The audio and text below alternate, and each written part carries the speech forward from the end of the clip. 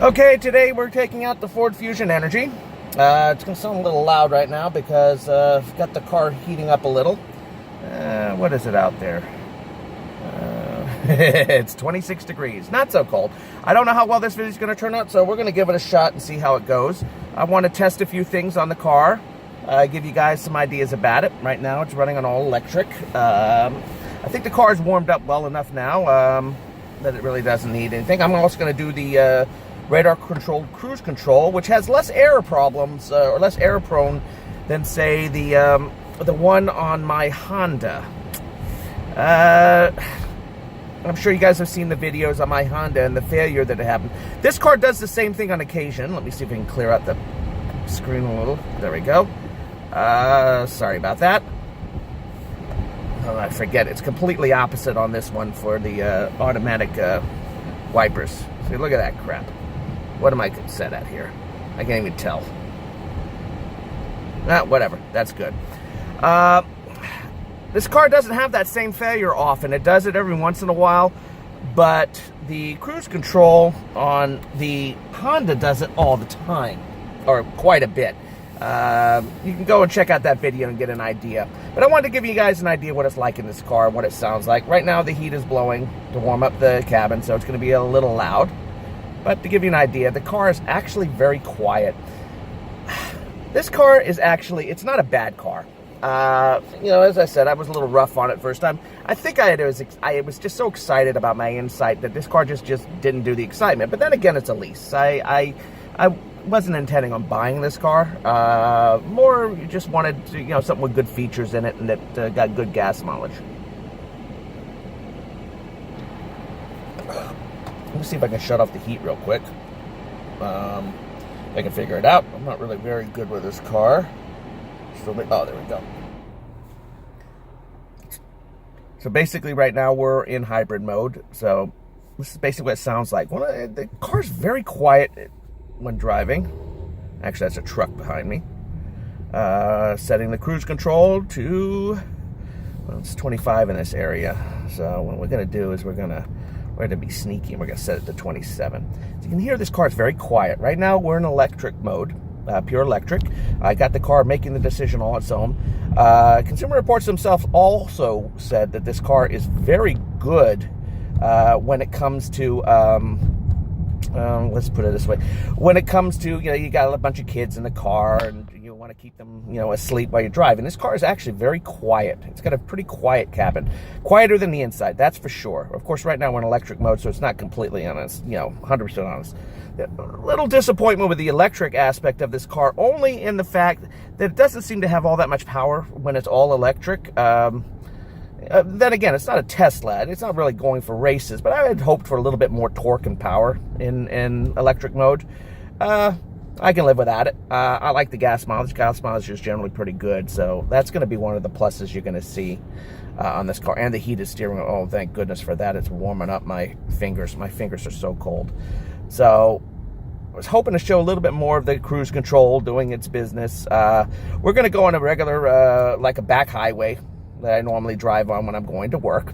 So I'm going to pause it at this point. We'll keep it running just a little longer.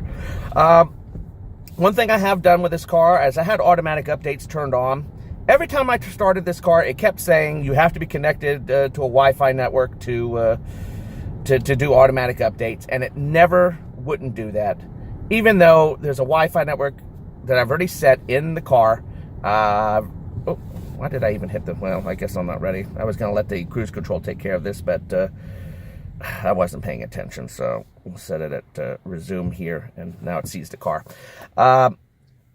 Even though my wireless connection is close by, and it's got a good connection and everything, and I set it up and everything, every single time I start this car, it would insist that there was no wireless connection, and that I needed to set it up, and I would go, and there's my wireless connection, and it's connected. I don't know what that's all about, so I shut it off because I got tired of that thing popping up on there. I guess I'll check every now and then for updates, and we'll go from there. Definitely a little bit of a buggy aspect of the program, and something that I wish they would look into. I looked on the forums, and a lot other people have talked about that. So it is something to know about the car that is a bit annoying. What the heck's the matter with me? I keep forgetting to use the cruise control. I keep hitting the brakes all on my own. I can't help it. I'm sorry, guys. I'm just not in the right state of mind. My arm's still hurting a bit, but I'm getting back to work next week, so that should make me feel a lot better. I want to test the lane departure system on this car. As I've said in my last videos, the lane departure system doesn't really seem to do much. Although the lane keep assist sees the lines much better than the Honda. That's a major point against the Honda. Honda doesn't see the lines half the time. I mean, it's a lot less accurate at seeing the lines on the road. The Ford almost always sees the lines, and it's something I really, really, really love.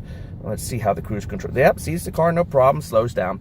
That's something I really do like, but the problem is the lane keep assist doesn't seem to really respond, and I've tested it. I like to test all these safety measures to know how the car is going to respond. I do that in all these cars because, as I said, I don't rely on them. I use them because they make my life comfortable and easier. As you can see, the start and stop radar cruise control works very well on this car. A little bit better than the Honda, as I said. The technology is very good in this car.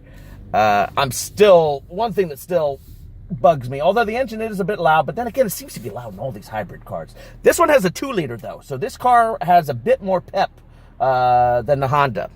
It's not as fun to drive, though. This is more of a cruiser. You're gonna probably like this car a lot more for cruising around. Also, line of sight out of this car is also a bit difficult. When I'm driving, like that last turn I was there, the center pillar here is very much blocking almost the entire lane, and I got to really move around. I guess it's a good thing that this car has the blind spot detection with the lights in the mirrors, which I think is a major plus and something that Honda should have had on the Insight. But you know, beggars can't be choosers. Again, this car, I got to put the heat back on. I'm sorry, it's going to get a little louder now. This car is a bit more pricey overall. It's a bigger car. It's a bit more. Cruise control, slow me down. As I said, it is a cruiser, but for a cruiser, the seat is relatively only fair. It's got plenty of control settings, so you can set it to be more comfortable. But, the thing just doesn't... It's just not comfortable. Now, keep in mind, I am like 265 pounds. I mean, I'm a really big guy.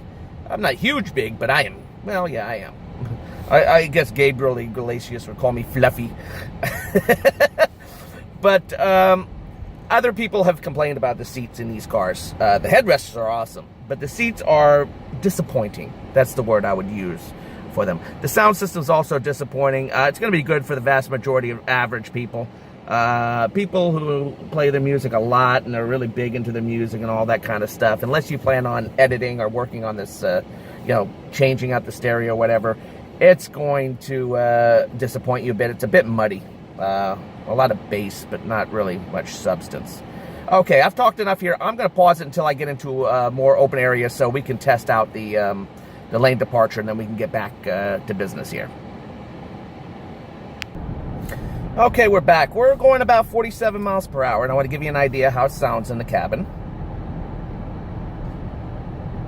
Very quiet. We're actually in electric mode. The car is set for auto now, so it's jumping back and forth electric and gas as necessary, and the cabin's heated up. Because of the winter, my electric range has been very mediocre, and the number that tells me what my electric range is going to be is an average based on what I've been getting. So the fact that it was only showing 14 miles on there of EV range wasn't a sign that there was a problem with the batteries or anything. It was more of a sign that overall, because of the cold weather, my electric range has been so-so, also based on how much heat I've had to use and so forth. But the car is pretty quiet. It's a cruiser. It's very comfortable. It's very comfortable in that aspect. The lane keep is showing everything perfect. I'm just worried there's too much traffic. I'd really like to test it by crossing lines. I could try crossing on the other side, but let's wait until we're away from the curve. There's more of a straightaway, because I want to see if this car is going to react, because I'm really thinking about taking it to Ford and talking to them about it, because I think there's something wrong. I think the car should be acting better. Right now we're on hybrid mode, So there is some engine response now, and it's still pretty quiet in here. Holds a lot of people. No luggage, though. You're not putting luggage in this car unless you're going to put it with the people in the back seat. It's really, it's pathetically funny. But the lane guides, they show perfectly on this car. They really do. It very rarely, even in a lot of turning and twisting driving, it holds its lanes. It shows its lanes properly, and that's what's so very odd about why the lane departure system doesn't seem to respond much. So let's see. Still too much curves here. I'm not looking to get into an accident or hurt anybody, and I don't go off the other side because there's a lot of rocks and stuff, and I don't want to damage the paint. I do like the car. Beautiful face on it. It's one of the most beautiful faces out there. As I said, it's an Aston Martin face. All right, let's see what happens here. Things.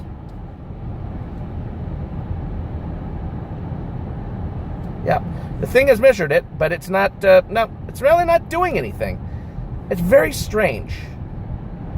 Now, I may have lost the lines at some point, so we're going to wait until we get another big straightaway before we do that again. Nimble on the road. However, as I said, if you are going to lease this car, especially in snow areas, you do have to work in the cost of getting yourself snow tires if you're going to use this as a primary transportation. Also, fantastic at keeping its speed in cruise control. Right now, we're averaging about 40 miles to the gallon, which is okay considering I haven't been doing many drives, and most of my drives have been very short hops, which are very rough on hybrid systems. Let's see. Sees all these lanes, no problem. The Honda would be losing. It did lose the side, but the Honda would be losing it all the time, and that's something that's really annoyed me about the Honda. And I think I'm actually going to take the Honda in also and see about calibration, especially after the problems I've been having with the lane. With the radar-controlled cruise control not engaging or seeing cars when you're at certain speeds. I don't think that's normal. Some people have had some concerns, although the manual does say that stuff like that can happen.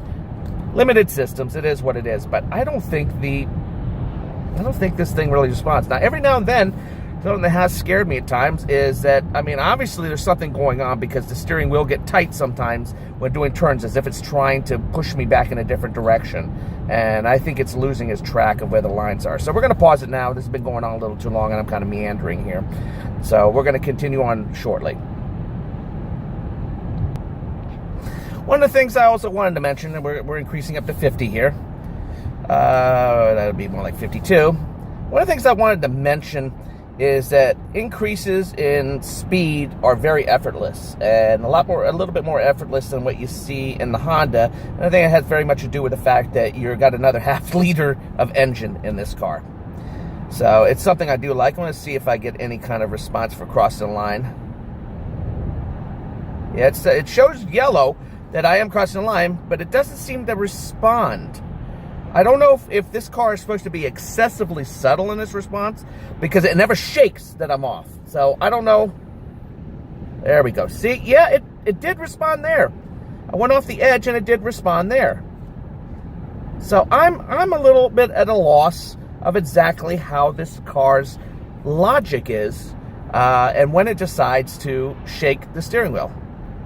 I moved to the edge, and it did try to turn, and then it stopped doing it, and so I just kept going. I'm wondering if it's thinking I'm doing a turn if I'm going that far over, and that also would be a logic issue that would concern me.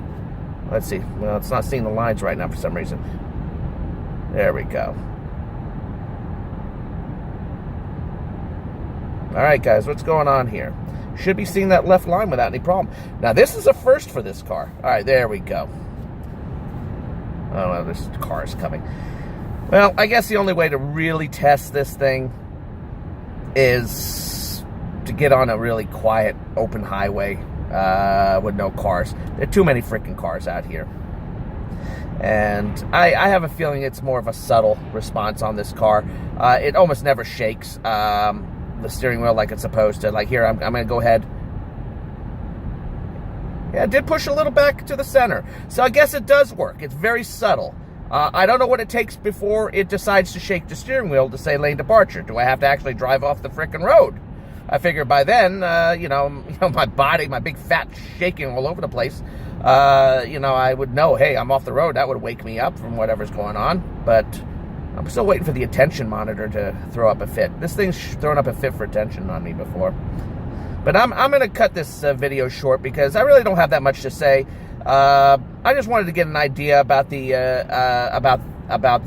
lane departure, and I'm going to go talk to Ford about it and see what they say. I'm averaging 42.7 miles to the gallon. The mileage on this car is excellent. The mileage on this car is very good. I average 42 to 48 miles to the gallon in winter driving, which is pretty freaking good for the size of this car. The cruise control is also excellent. The lane departure is, I don't think it seems. Now here, look, I'm going to drop down to 35. I chose 35, and the car pretty much slows down pretty heavily right now, all on its own, using a lot of regenerative in order to keep you right at 35. And that's something I really like about it. I don't even have to press the brakes to do it. So we're going to pull over here. We're going to turn around and go from there. I also wanted to say, I think the navigation system is also pretty darn good. It takes a little getting used to. It's a little different than some of the others, but I like the way it responds. I like the look of it. And, and usually, most of the ones I have are the Garmin's, and I got used to the design of that. And this one seems kind of not so interesting, but you know what? It's actually pretty darn accurate, and it responds well. So I'm going to have to give them a thumbs up on that. Now, the apps, I can't get them to work half the time at all. I think that might have something to do with my phone and the way it's responding to this. I really don't know. It could be user error. I really don't know. But I'm going to talk to Ford about it and so forth and find out. One other thing that I found very interesting, let me increase the speed. It's up to 50 here. One of the things I also found out about this car is that they have a program called ForScan. You can find forums online about that where people literally can hook up the ODB port, hook up to this car and change a lot of the functions of the car and open up functions that are actually in there but are just not available at this time because, you didn't pay for the trim model or other minor, strange things like that. I wish I could find someone like that because I have an absolute definite feeling that the minimum speed for the cruise control to be engaged on, for instance, you can't stop at a stoplight without radar connection on this car and engage the cruise control from a complete stop. You have to increase to at least about 10 miles per hour, and then you can engage the cruise control, which is not horrible. But with a Honda, you can do it from a complete stop without radar connection to a vehicle in front of you.